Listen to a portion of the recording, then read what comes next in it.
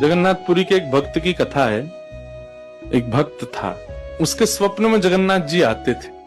वो इतना रोता था मंदिर के बाहर खड़े होकर के।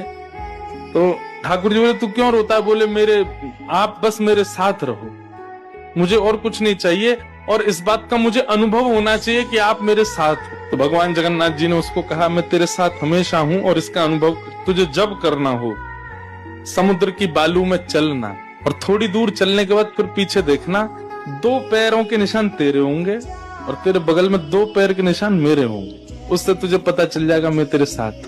अब तो वो रोज जाता, समुद्र के तट पर चल के देखता, थोड़ी दूर चलता तो 2 पैर के निशान उसके और बगल में छोटे छोटे छोटे चरण भगवान के। इतना प्रसन्न रहता था। लेकिन ये उसके घर में कोई घटना घटी, माता जी का देहावसन हो गया, बहुत कष्ट में आ गया, इतना पीड़ा में आ गया, रोने लगा, बिलखने लगा। अपनी माँ के जाने के भाव से तुरंत दौड़ करके गया। बोले, मैं मन को शांत करने का एक ही तरीका, पता चले जगन्नाथ जी मेरे साथ। अत्यंत पीड़ा में था। जैसे ही समुद्र के तट पर चल रहा था, रो रहा था बहुत तेज तेज।